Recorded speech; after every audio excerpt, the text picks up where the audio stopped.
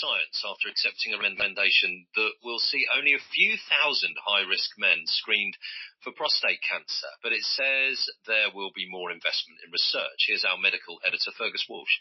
As expected, the government has followed the advice of the National Screening Committee and said that only a tiny group of men, maybe around 1,500, will be invited to have regular tests for prostate cancer. So no national screening program.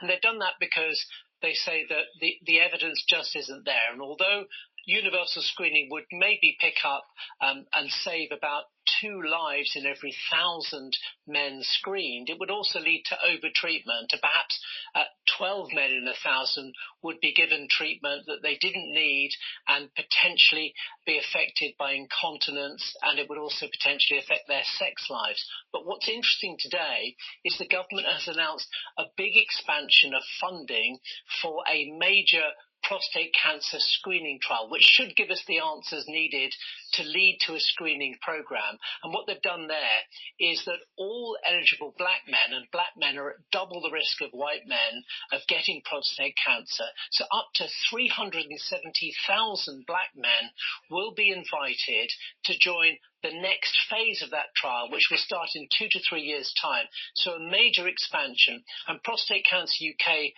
has called this an historic day for men's health. Well, let's have a word with Patrick Vernon OBE, activist and campaigner, prominent voice on race and health inequality. Hello to you, Patrick. Thank you for joining us.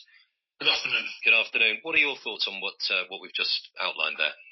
Well, firstly, obviously we want to welcome the expansion of the transformation programme, which obviously, as part of this clinical trial and investment has been given for black men to go through this process around clinical trial, especially for those who are not sure, and there's some clear criteria about that. So I think that's quite important, and I've worked with a number of charities on this area for a number of years. However, we can't rule out screening. Screening is an important process around prevention. We have major screening programs for all kinds of cancer in this country, and it begs the question why this committee has not seriously considered screening cancer for all men, and particularly black men. And obviously there are issues you heard in your report about a diagnosis and treatment, but it's that choice. It's a bit disappointing when a government initiative or a part of government or advising government has not done any proper equality impact assessment to look on the consequences, or at worst, not even engage and had meaningful dialogue with a whole range of black men and organisations on a consistent basis. It begs the question, is this a colourblind approach at best, or at worst, reinforcing the usual issues around health inequalities and structural racism affecting black communities, but in this context, about black men?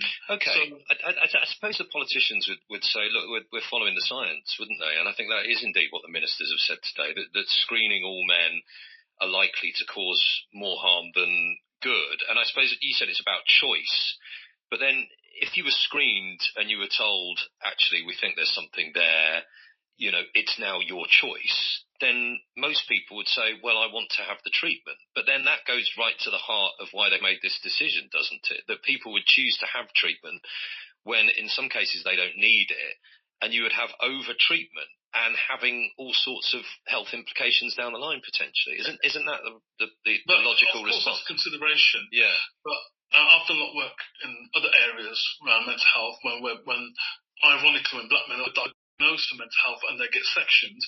So it's a bit of a contradiction in this way. It's estimated that in the UK, 12,000 men die of prostate cancer every year. 1 in 4 black men are affected by prostate cancer. This is a major intervention. It requires an approach.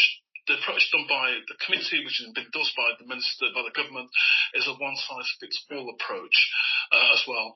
And secondly, there's been no dialogue and conversation with black men to get their views and opinions. Yeah. The data which has been cited is 30 years out of date. And it's great that we've got these clinical trials, and it's fantastic that Prostate Cancer Charity, which I work closely with, are supporting this. But why do we have to wait? How long do we have to wait before this screening? The worst case scenario is the government might say, or even the future government might say, we don't need to screen black men. It just means that we are treated differently. We're not respected for our choices, and it's very patronising at worst. Okay, Patrick, thank you very much indeed for coming on. Thank you, Patrick. Thank you. Cheers. Thank you. Patrick Vernon, OBE activist and campaigner, as you heard his views. Let us do share yours on this, because it is a topic that we return to from time to time on the programme. The issues around black men and prostate cancer, and the wider issues around screening and the decisions that are being made here. Let us know. The text number is 85058. It's 4:32. It's 5 Live Drive. Let's get it. The Voice of the UK. This is BBC Radio 5 Live. Here are the news headlines.